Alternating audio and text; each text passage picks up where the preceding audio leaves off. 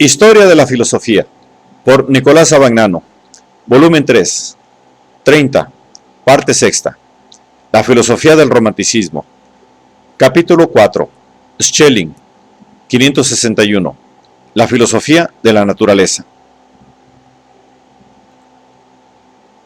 En los escritos examinados, Schelling ha ido elaborando el concepto del infinito como absoluta identidad de sujeto y objeto, de espíritu y naturaleza.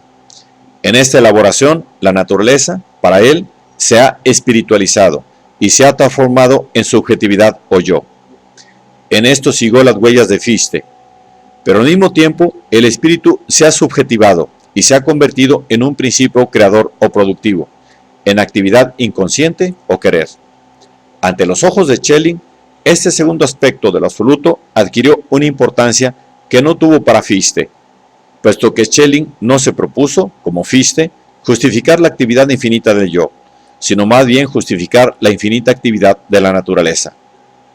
Los escritos ulteriores tendieron a retrotraer los numerosos descubrimientos científicos de su tiempo en el campo de la química, de la electricidad, del magnetismo y de la biología, al concepto del absoluto como identidad, y a trazar, a través de tales descubrimientos, una visión única y simple del mundo natural como realización y revelación de un absoluto que es, al mismo tiempo, naturaleza y espíritu, actividad inconsciente y razón. Las ideas para una filosofía de la naturaleza, 1797, parten del fenómeno de la combustión, en la que Lavoisier había descubierto, 1783, un fenómeno de oxidación, destruyendo la vieja teoría del flogisto, es decir, una materia especial que interviniese para producir el fenómeno. Schelling se propuso estudiar todas las consecuencias posibles del descubrimiento del oxígeno para la investigación natural, y no solo en lo relativo a la química, sino también para todo el conjunto de la vida animal y vegetal, a la cual el oxígeno es indispensable. Ya que los fenómenos que acompañan a la combustión son la luz y el calor, estrechamente unidos, Schelling imaginó que podía reducirlos a un fluido elástico único, que creyó hallar en el aire, el cual sería probablemente el medio universal por el cual la naturaleza actúa sobre la materia muerta. De este modo volvió sin darse cuenta a una teoría de tipo flogístico. Tuvo mayor fortuna en su intuición de la unidad de la fuerza magnética y de la energía eléctrica, que no creía diferentes entre sí, sino debidas a un principio único, reconociendo al mismo tiempo este principio en la fuerza de atracción y de repulsión de los cuerpos. La atracción y la repulsión son consideradas por él como los principios del sistema natural. En efecto, todo fenómeno natural es efecto de una fuerza, que como tal es limitada, y, por tanto, está condicionada por la acción de una fuerza opuesta. De manera que todo producto natural se origina de una acción y de una reacción, y la naturaleza actúa mediante la lucha de fuerzas opuestas. Si se consideran estas fuerzas como ya dadas en los cuerpos, su acción queda condicionada por la cantidad, masa o por la cualidad de los cuerpos mismos.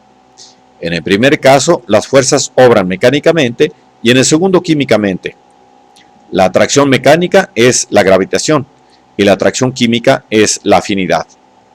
Si la lucha de las dos fuerzas opuestas se considera en lo que respecta al producto, son posibles tres casos: que las fuerzas estén equilibradas y tenemos entonces los cuerpos no vivientes, que el equilibrio se rompa y se restablezca y tenemos entonces el fenómeno químico, y que el equilibrio no se restablezca y que la lucha de las fuerzas sea permanente y tenemos entonces la vida.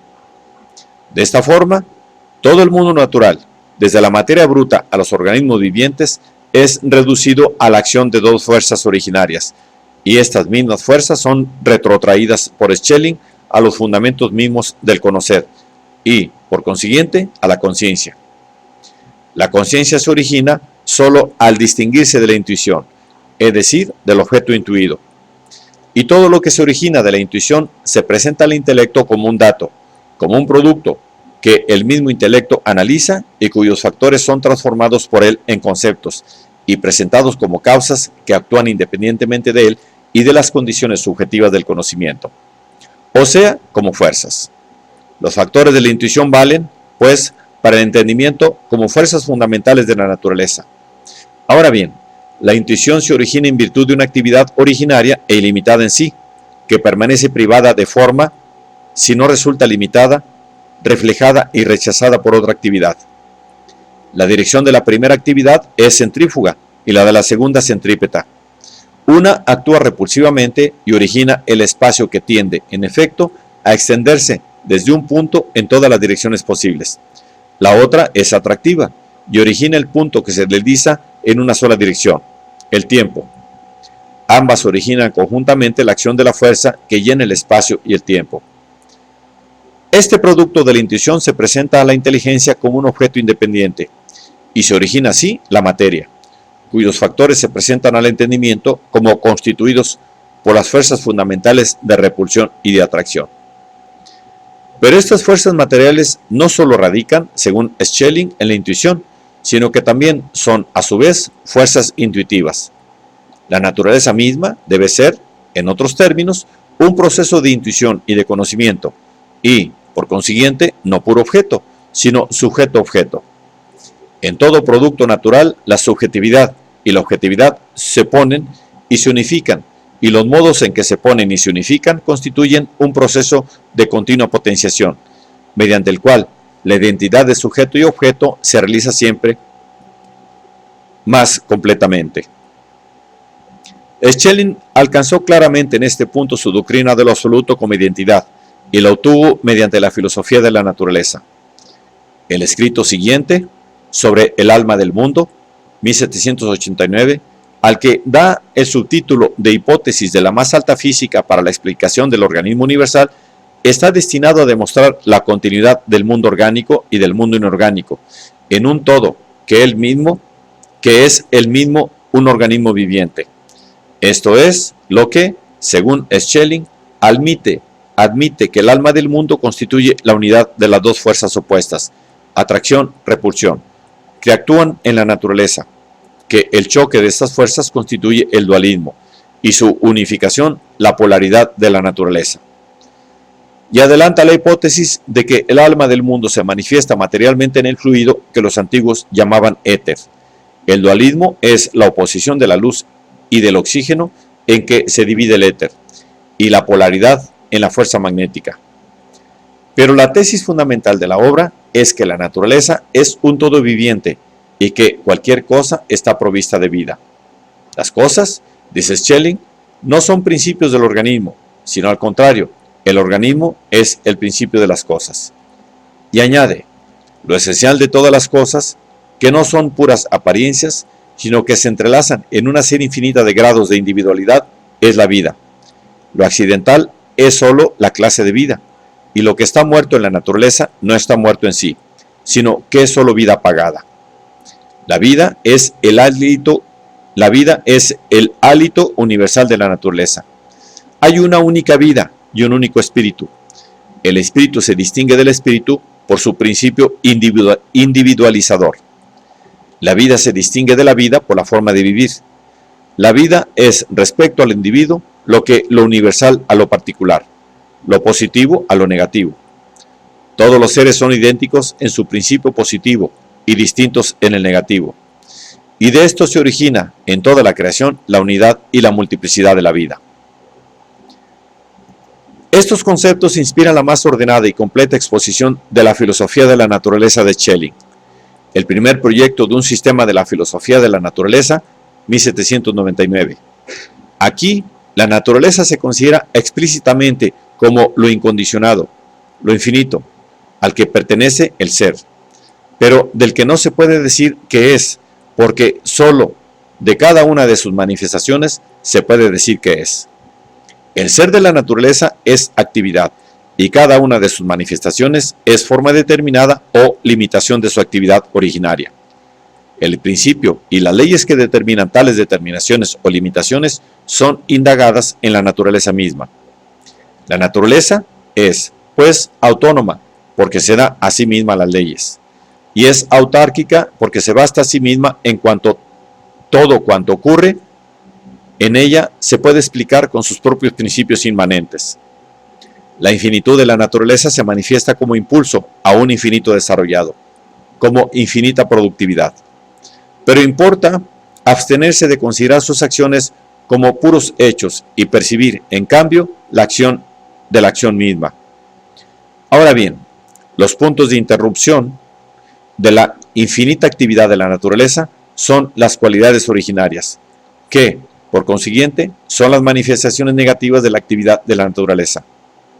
Estas cualidades son acciones de un determinado grado y constituyen las únicas indivisibles de la naturaleza. Unidades que, desde el punto de vista de la mecánica atomista, aparecen como átomos, pero que desde un punto de vista dinámico han de ser reconocidas como acciones originarias que representan grados distintos de una sola e idéntica actividad. Los cuerpos naturales son combinaciones de estas acciones. El conjunto de estas acciones constituyen la cohesión y sus límites constituyen la figura del cuerpo en el espacio. Cohesión y figura son, pues, las dos primeras condiciones de los cuerpos individuales.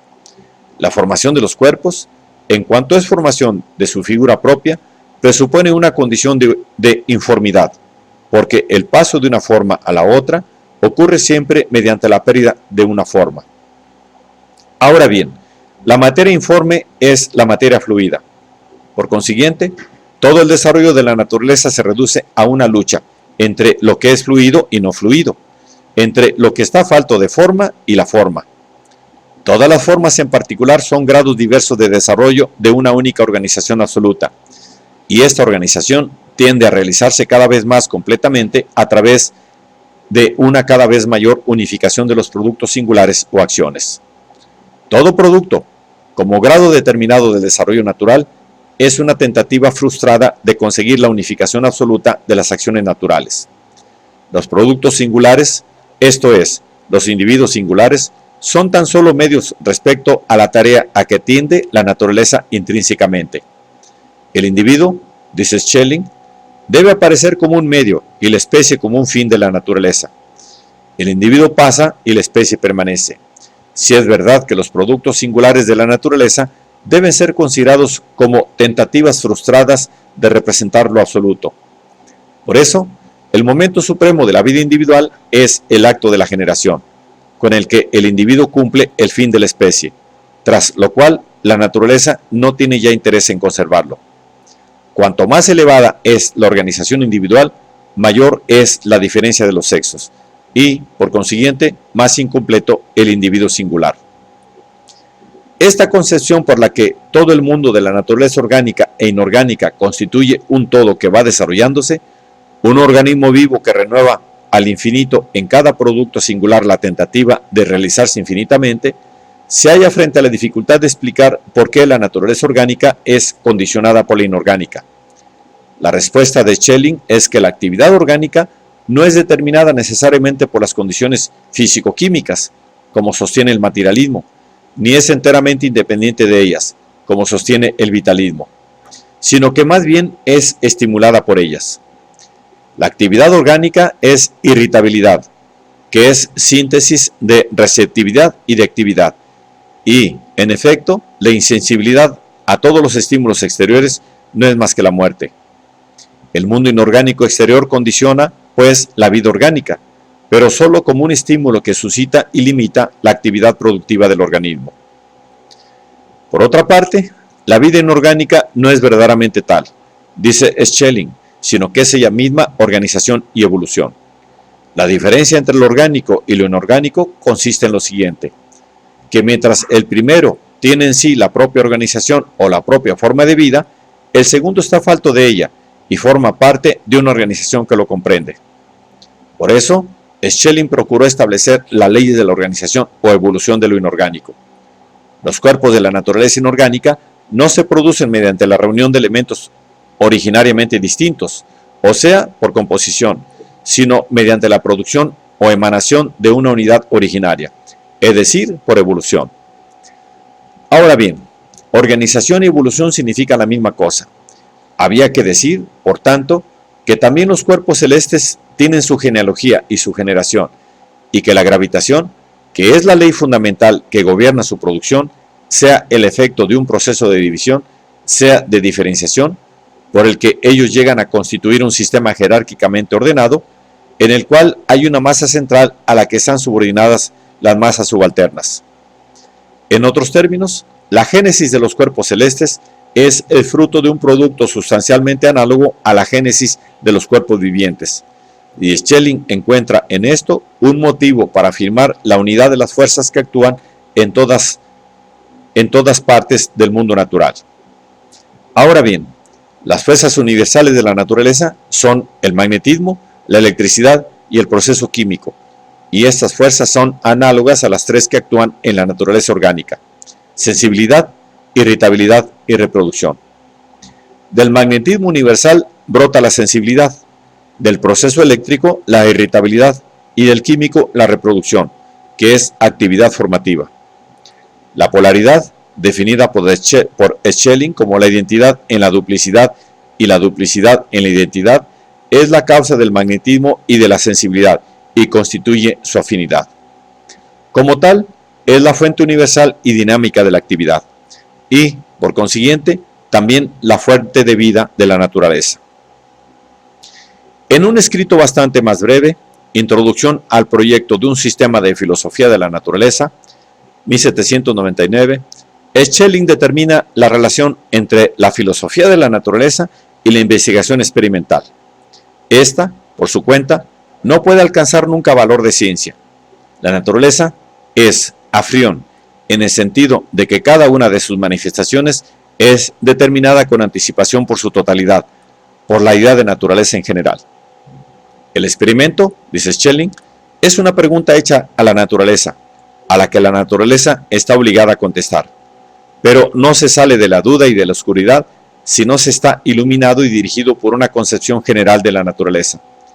Por consiguiente, solo la física especulativa, que es el alma de los verdaderos experimentos, ha sido y es la madre de todos los grandes descubrimientos en la naturaleza. Mas, a todo esto, la filosofía de la naturaleza había alejado bastante a Schelling de la posición de la fichtiana teoría de la ciencia, de la que había partido o había creído partir. En un escrito del año 1800, Deducción universal del proceso dinámico, reivindica contra Fichte el valor autónomo de la naturaleza. La naturaleza no es un simple fenómeno, sino una realidad que tiene su fundamento en sí misma y cuyo desarrollo precede a la conciencia y la condiciona. En otro escrito de 1801, sobre el verdadero concepto de filosofía de la naturaleza, Schelling afirma que la naturaleza, como autoproducción o autodesarrollo, es el puro sujeto-objeto, y como tal se presenta y se manifiesta en la conciencia, que es solo un grado más alto de la subjetividad natural. Para mí, dice Schelling, lo objetivo es al mismo tiempo ideal y real. Estas dos cosas no están nunca separadas, sino que están originariamente unidas también en la naturaleza. Lo ideal real se vuelve objetivo solo a través de la conciencia que nace de él, y en la que lo subjetivo se eleva a su más alto poder. Finalmente, en un escrito de 1806, Exposición de la verdadera relación de la filosofía de la naturaleza con la doctrina de Fichte, revisada y corregida, Schelling ataca la filosofía religiosa de Fichte expuesta en la trilogía Caracteres peculiares del tiempo presente, la esencia del docto y la introducción a la vida feliz, trilogía a la que llama irónicamente el infierno, el purgatorio y el paraíso de la filosofía de Fichte. Le reprocha a Fichte que considere la naturaleza en el mismo sentido que el más cerril y desvariado asceta, es decir, como pura nada, o desde un punto de vista meramente mecánico y utilitario, como un medio del que se vale el yo para realizar su libertad. Fichte no tuvo la suficiente alteza de miras para comprender la vida dinámica de la naturaleza y la belleza del mundo. En este punto, verdaderamente, no podía ser más radical la antítesis entre Fichte y Schelling, dado el gran alejamiento de los intereses espirituales en que cada cual se movía. Schelling reconocía cada vez con mayor claridad en la naturaleza la realidad incondicionada y al mismo Dios. En el apéndice a la Introducción a las Ideas de 1803 y más aún en los aforismos 1805, 1806, 1807, sostiene el carácter divino de la naturaleza y la identifica con Dios. Dios es razón, y la razón de Dios se identifica con las ideas de Dios. Pero las ideas de Dios son todo. Así pues, Dios es todo, es la totalidad del devenir, que se realiza en infinitas formas. Lo absoluto no es solo un quererse a sí mismo, sino un querer en infinitos modos, o sea, en todas las formas, en todos los grados y en todas las potencias de la realidad. La expresión de este eterno e infinito querer es el mundo. La relación entre el mundo de las ideas divinas y el mundo sensible es la relación entre lo infinito y lo finito. La forma de objetivación del infinito en lo finito, como forma de manifestación de lo en sí o de la esencia, es la corporeidad en general. En cuanto las ideas se presentan en la objetivación de lo finito, son necesariamente corpóreas. En cuanto en esta relativa identidad se presentan, sin embargo, como formas del todo, en su manifestación son ideas y son cuerpos, y al mismo tiempo mundos, o sea, cuerpos celestes. El sistema de los cuerpos celestes no es, por tanto, otra cosa que el reino de las ideas, visible y conocible por lo finito.